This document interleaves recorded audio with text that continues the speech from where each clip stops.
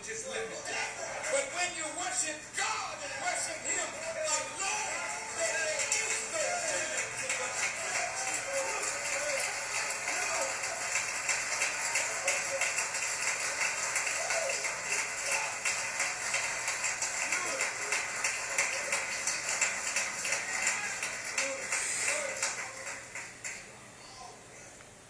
So you can be offended.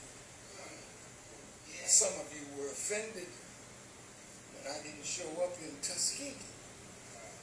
I wanted to be there. But God put me in the hospital. I watched it on TV from a sick bed. I couldn't get out of the bed. I tried. I had a private jet waiting to take me to you. But the doctor said I wouldn't advise you to leave because your white cells have not gone down. The infection is still very effective in your body. All right. So when I stopped fighting God, wanting to be where He didn't want me to be, I said, all right, doctor, when do you think I should be able to get out of here? Then He gave me 48 to 72 hours after that. So I knew I was going to miss you all down there. So I just cooled out and sat back in my bed and looked at my wonderful minister, helper, my daughter, and all of you that were there. I looked away and I said, oh, this is what you want me to see.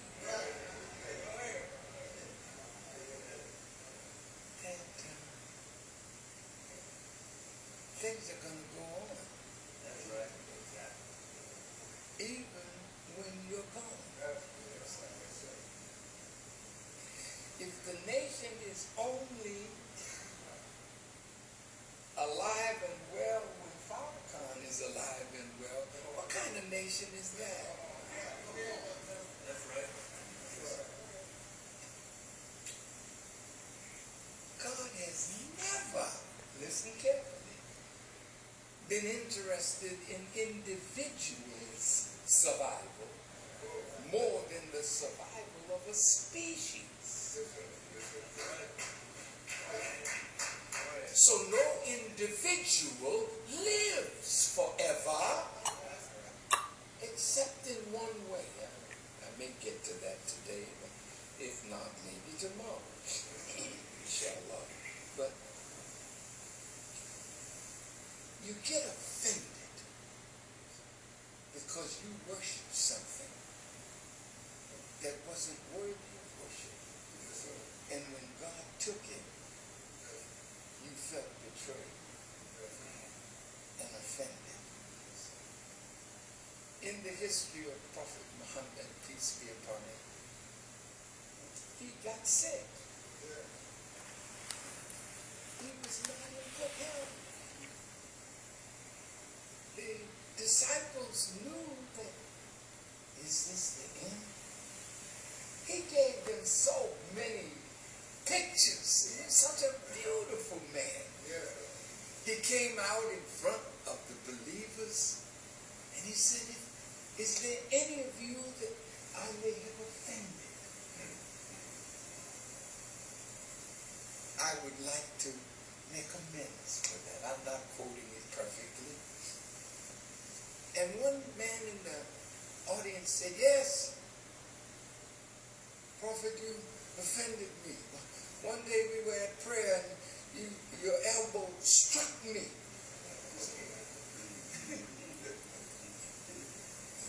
And the rest of the disciples, what's wrong with this guy?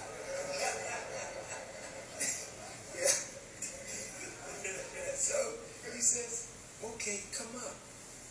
Where did I strike you? He said, right here. So he said, well, you struck me where I struck you. And the man kneeled down and kissed him. He said, you didn't hurt me. I just wanted to tell you how much I loved you. And you did touch me, but that was no sin. I just use it as an excuse. But wait. The man's heart was so magnificently beautiful. Brother Sadiq, when I finished reading his life, I was in tears. Because he was such a beautiful human being. But a human being. That's right. Jesus was such a beautiful human being. Yet, divinity. We'll look at that in just a second. When the Prophet Muhammad, I'm speaking of, passed away. Wow, that's rough. Abu Bakr was on his way to the mosque to announce that the Prophet had passed. And another one of the disciples, Umar, he said, if you say it, run you through with my sword. He was real zealous. We got him around here. Yes, sir. Yes, sir. Yes, sir. And most zealots, they're not wise as they are zealous. So zeal that don't have wisdom is dangerous. That's why when you read it in the Quran, it says Allah did such and such. Allah is the mighty, the wise. He don't just have might, he has wisdom to balance his power. A zealot can mess up things. Peter was like that. Chop off the man's ear after they come to arrest Jesus. Jesus had to do a patch job.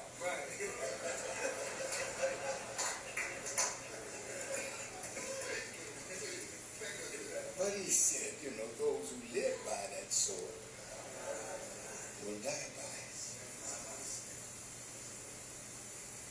So when God takes someone from you that has guided your life,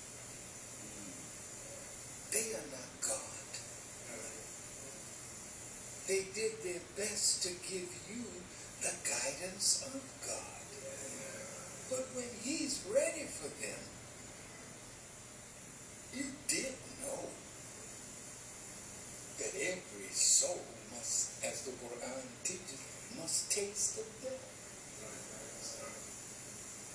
So why should you be upset if death enters the house? It just catches you by surprise. And some of you, even though your loved one is sick and you know death is approaching, you still can't take it when it happens because you don't understand how heaven and earth work together. That brings me right to the subject. Abu Bakr said to Umar, come to the mosque. When he got to the mosque, he quoted from the Quran, Muhammad is but a messenger. Stop right there. Messengers have indeed passed away before him. Abraham is gone, Noah is gone, Lot is gone, Moses is gone, Aaron is gone, Joshua is gone, all the prophets prophets lived and did their work and they died. Muhammad is but a messenger.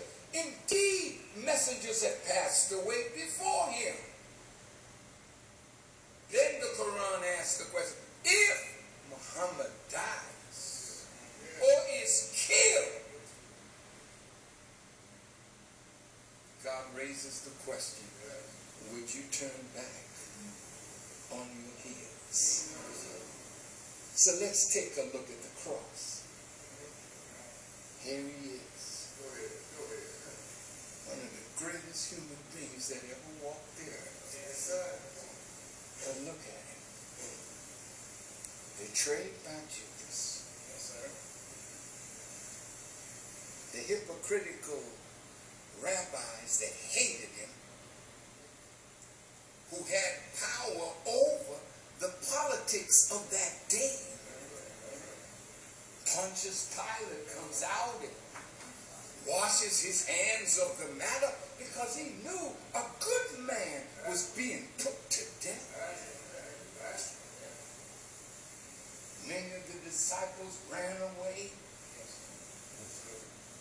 Peter even. I saw you with him. No, who, me?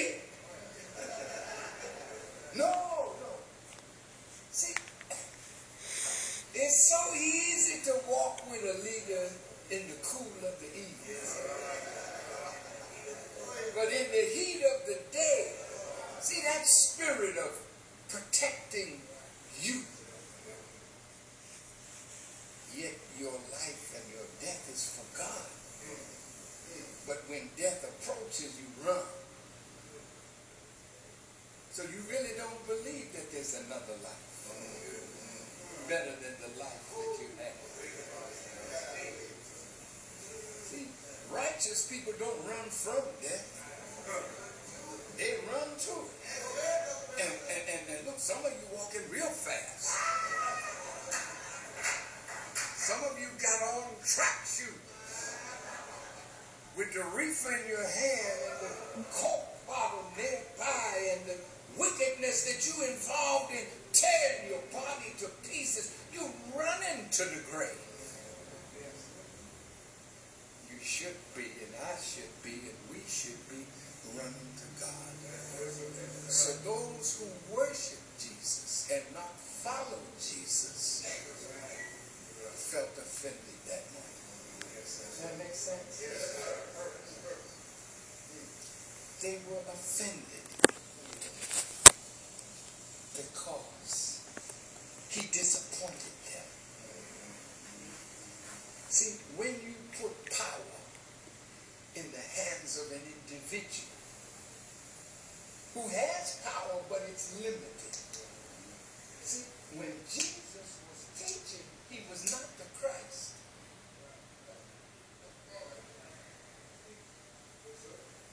He had to ascend through the portals of death.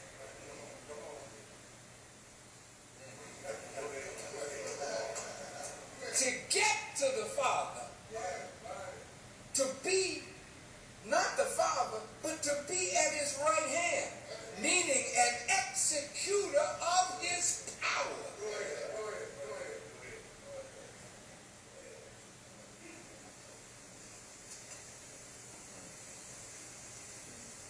So don't be offended. Thank you. Don't be offended when someone that you love is taken. They just went ahead of you by a day or two or a month or a year. But the grave is not cheated because you didn't get in it. They were talking about 50 years of the assassination of John Kennedy. And I watched the thing the other day on television. I don't know whether you saw it, but I was a young man, 30 years old, when Kennedy passed and was killed. And I was very aware so I watched with eager, anticipation of learning something, because even though you're a witness of a thing and you're young, if God blesses you to live long enough, you can look back at that thing and see much more into it than you saw 50 years ago. There he was, John Kennedy, beautiful president, loved by the American people, shot to death. And I watched the funeral procession. And they put Kennedy in a little grave, and there his casket was on this bier, that which supported it, and they lit the eternal flame. And I said, look at Mr. Kennedy. He once lived in the White House. You get tired walking the halls. There's so much space. You leave the White House and you go to your other house. And then you want to get out on the water, you get on the ship with the boat. You've got lots of space. But when you die, it's just that little bit thing. And you can't take nothing. Go ahead. Nothing. So why does everything have to revolve around money and material things in your life rather than, listen to me, rather than the redemption of human beings who are dying in ignorance because they don't know the redemptive power of the God that they claim to serve. And that's because we as leaders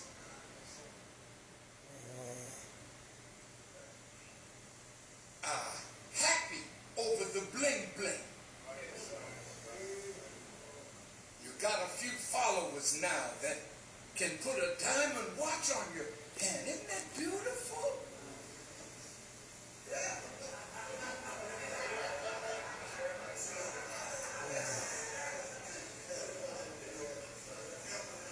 Look at you. Fine raiment and nice clothes. And you leave and you get in your fine car. Some have Rolls, some have Bentleys. No big preacher has a Volkswagen.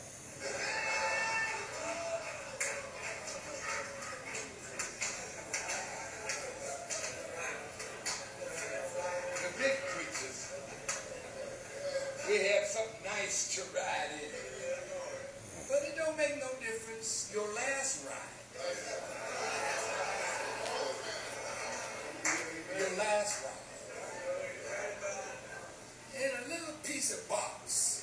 Boy, they can make the box look so pretty. It's just a little box. And I have a friend that's a barber, but he used to bury it. And he told me, you can get one of the finest caskets that money buys for less than $2,000. Well, why are you paying $4,000, $5,000, $6,000, $7,000 for a casket? See, you are being used. You love somebody, so we just slip in on your love. Yeah, that's how they do it. And here, you don't want to put them in that little box. Hey, look at this one. The florist is ready. Oh. And look at you. You're so full of grief because you didn't treat them right.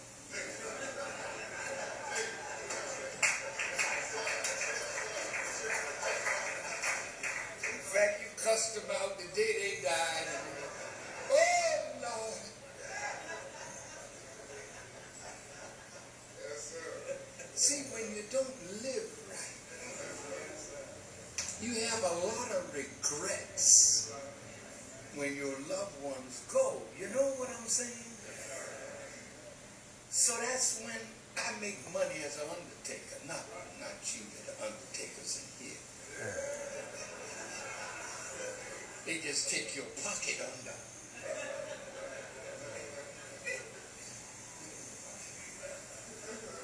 Poor you.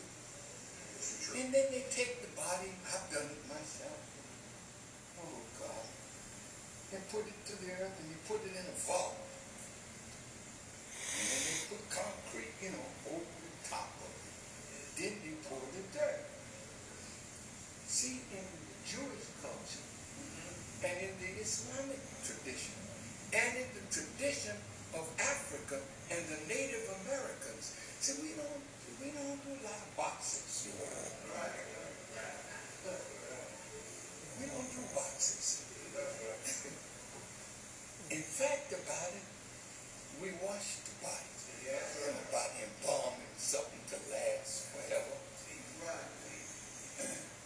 We give that body back to the earth. Oh, that's a beautiful thing.